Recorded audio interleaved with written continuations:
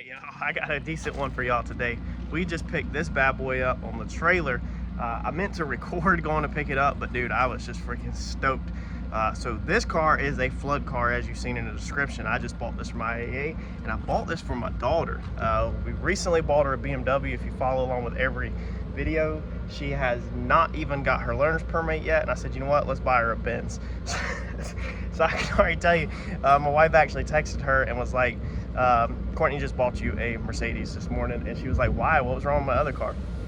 We never settle, never around here. But check this thing out. So this is supposedly a flood. Now, we're not going to talk too much in this video. We might put out a members only one of some info that I had received on this one, but I don't think this car was a flood. I have good reason to not think this car was a flood. That was not, somebody hit that.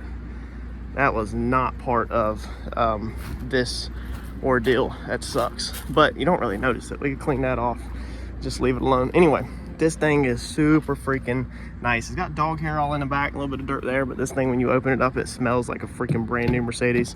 It has that Mercedes smelling leather to it. I do not buy flood cars. Let me go ahead and disclose that right now, but I did buy a flood car for my daughter. I don't flip flood cars, but I will, if the right chance comes up, I will buy them for ourselves. In the past, I bought myself a flood truck. Anyway, so it's not starting right now. It's turning over. When we got it, somebody had the seats up and already had this off. So somebody's been in the fuel pump. We just unplugged this.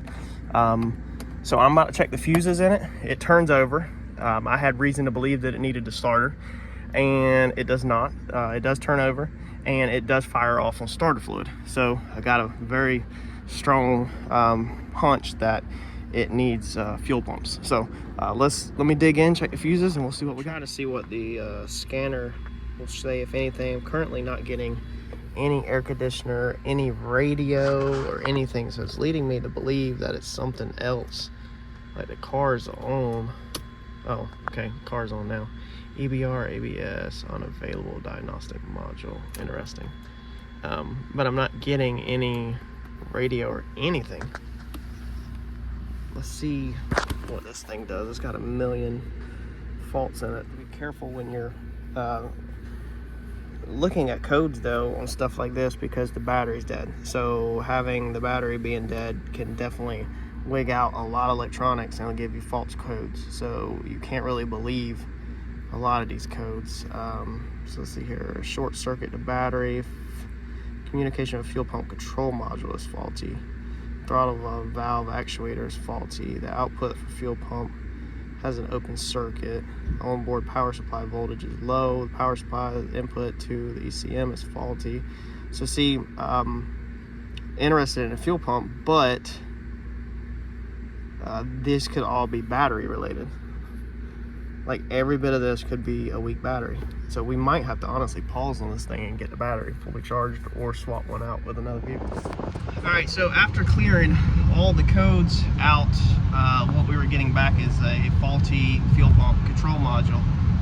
So I basically just took a hot and a negative straight to the fuel pump, jumped it off a DeWalt drill battery, had the wife turn it over, and it fired off and it ran. So we're gonna haul tail out here to the Cape Fear Pick and Pull junkyard and see if we can find a fuel pump module real fast to stick into it, and pray that that fixes our problems and that everything else is just related to it being a weak battery. All right, so this is the fuel pump module where it sits at right here. Clips in under the back seat. However, the numbers are close, but they're not all the same. I don't know if they have to be all the same. This is the closest year out here. So I'm gonna check a couple more cars. There's 4 vehicles total out here. Let's see if we can get one with closer numbers. Right, so here's another one. Don't know if this is the same numbers as mine though. All right, so the one out of my car starts with a A221, and then some of these numbers are close, and it also has this.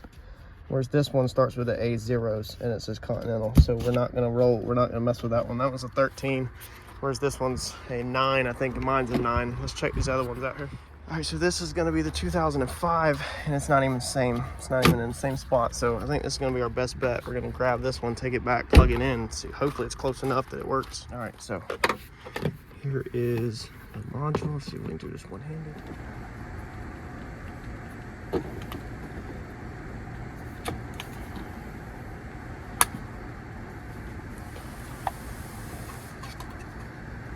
So the boxes are just a little bit off, but hoping that's close enough.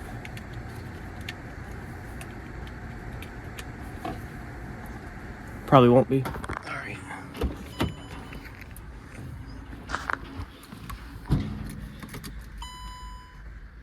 So I did not hear it cut on.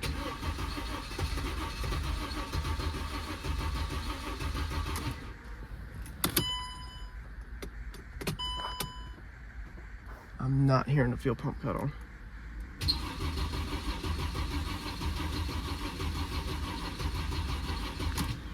But also our battery is a little weak. All right, so I talked to our mechanic down the road who's extremely knowledgeable. He doesn't do Mercedes, but he said he'll take a look at it. I'm not sure what's going on. We don't have like no taillights, no rear windows, no HVAC, no radio, airbag lights, no ABS, no EDR, something is saying on there. Like a lot of dead stuff. So what we done, and this just worked, I don't know if it'll work on camera, is I just hot wired basically. I've got these things put in there to run the fuel pump. All right, sounds like crap. I don't know if I'm gonna burn the fuel pump up, but the car runs. So I'm gonna try to get the thing off the trailer. Let's see. I'm not even sure if the transmission will work. Is the e-brake on? No. Okay, so we got reverse.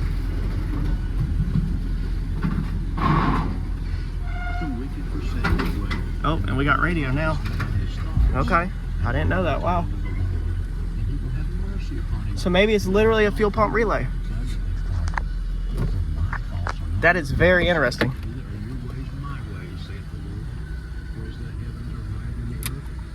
Let's see if we got AC.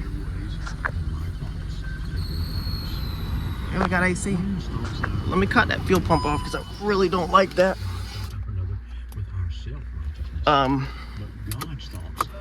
All right, so wow, that was a shock on camera. I did not expect to have that. I don't know how long that's going to work because the problem is that on this side, this is a transfer pump. Okay, so this transfers the fuel over there. I think it showed quite a bit of fuel in there, but I don't know how long it's going to run like that. We'll try it again because we're going to pull this out front. That's very interesting. Wow. So I wonder if now if I have rear windows, because all that just come back to life by simply just putting the car in gear. Maybe I'll get lucky. Blessedness of the man unto whom God imputed turn off this without works, saying, all right, wow, I have rear windows. Totally crazy. So currently the car's been running for a minute. We're about to check engine light. I'm sure that's just things. Eddie got back and come up with the idea. Where you ain't gonna put the big scanner on it? I just want to. Oh, you just gonna clear it? What? No, Oh. He said, well, let's try to plug back in the other module and see what it does. So it's running now, but of course there is fuel in the line, so eventually it will suck the lines dry. However, you can see I've been holding the RPM up a little. We're about halfway there, so it's been running for a good minute. What do you say, Ed? 3 minutes? Probably 3 minutes. So I don't know if maybe in theory the car, something got wet, the sunroof leaked, because that's what we think happened from the inside information we're getting, is that sunroof leaked, something got wet, and then maybe it dried out, and then when it was wet it messed the computer up, and the wife was like, well, maybe it just needs a reset. And so maybe us getting the car to run made the car reset. We'll see if it cranks back up when he starts it. All these codes were from when we had the modules unplugged. Okay. Stuff like that. Nice. So it just fired right back up. Maybe the car could not reset the modules because it wasn't running. And so once we forced the fuel pump and forced the car to run, then everything kind of reset.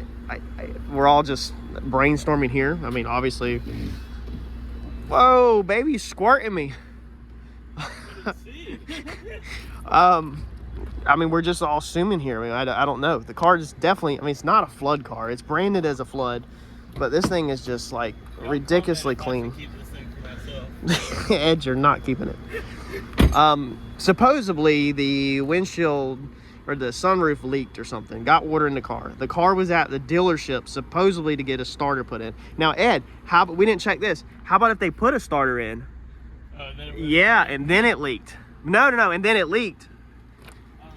You see, so I got inside information that a starter was getting put in at the dealer and it got water in the car and they totaled it. We assumed, we actually ordered 2 starters because we didn't know which one before I even had the car at the shop, and we assumed it needed a starter, but it didn't. It turned over yesterday, as you can see. And also, don't forget, we took this battery out and did a full recondition on it overnight. So yeah, we did charge the battery. This morning with a brand new battery. That is true, and we put the correct battery back in the cars. Yesterday, we were working on a bad battery. Well, we were working on a BMW battery that wasn't the correct size for the car. So yeah, I don't know. But this is a flood car from the auction. I'll show you what I paid. We have some damage going on here that's not related to it. I don't think I'm even fixing on that. So I don't know. You can get deals like this, but it's not common. Some people will probably say, well, it's still flood somewhere. Like, no, look, it's not, man. Look at that. It's clean. It's clean. Like, this is all like dirt. It's clean. The tools, I mean, look at the jack. Nothing's rusted. Like, it's just all dirt.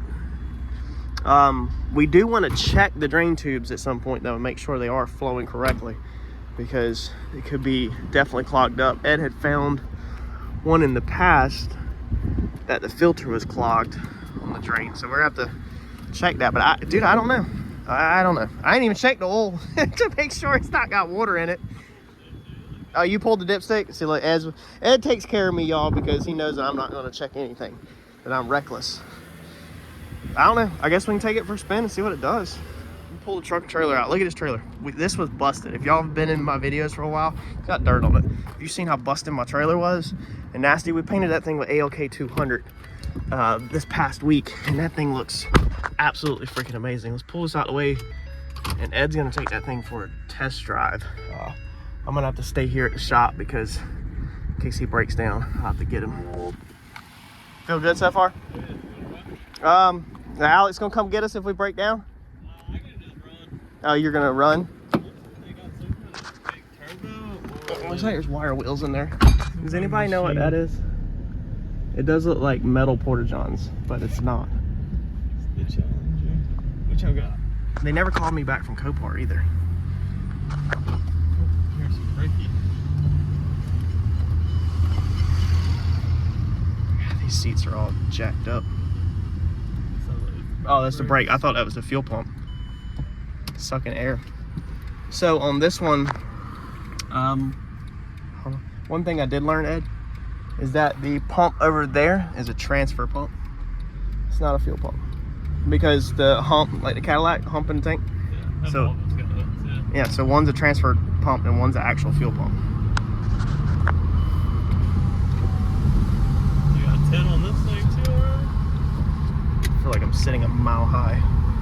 Lower this seat down. So why is it so loud? That cover is gone? Yeah. Is the metal cover even here? So I gotta go pick and pull and get a cover.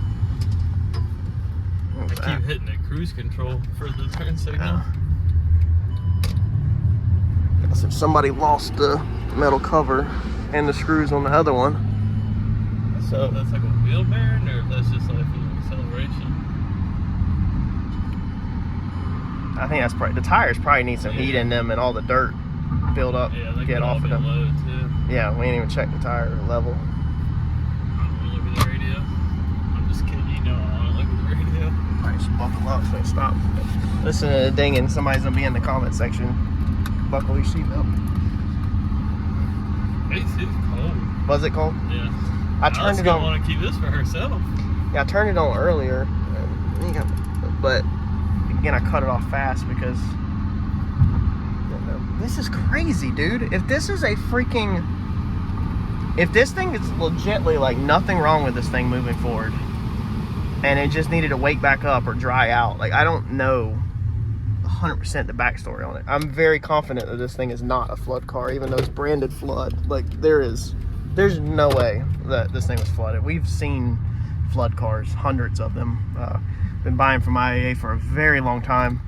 I've bought myself, how many flood cars have we bought? We've bought quite a bit of parts cars. I bought a flood Taurus one time. Yeah, so we've personally probably owned 10 flood cars, or we've bought probably 10 flood cars in our life on that purpose. Explorer was a flood car, the one I towed my other car from IAA with. Yeah, Alex's parts car. But we don't flip flood cars. This is definitely not a flood car, but it has a flood title, meaning that there's definitely water got into it somehow. How insurance companies work is if they stick their hands in the carpet basically and the carpet's wet, it's a flood. So if you leave your sunroof open, disclosure, nobody use this information for the wrong purposes. I'm not telling you to do that. But if you have a payment on your car and you want out of your payment and you pour water inside the floorboard of your car during a storm and you call the insurance company, that water got in it, and they come out and they fill the carpet and there is water inside the vehicle, they're going to total it as a flood car. That's facts. I've personally know of situations that has happened and know that that is legit. If there's water enters the car, they're going to total it and brand it as a flood car. However it got there, they don't know. So if the sunroof did leak on this thing while it was at the dealership and got the carpet a little damp, they would not have paid to dry it out and recondition. They would have just totaled it as a flood car. And I'm guessing that that literally could be the only thing that happened to this. If this thing never has any issues, Ed, this is literally probably gonna be the best buy of my life. I don't think I'll ever top this. What did I pay for my white one? Shot so long ago, you can't compare that. Yeah, but still, what I think I paid like $4,000 or $5,000. You got a really good deal on it. I think it was 3 to high 4s that I paid for my white Benz a handful of years ago. Same body style, and it was wrecked. Let's keep the Beamer. This is absolutely nuts.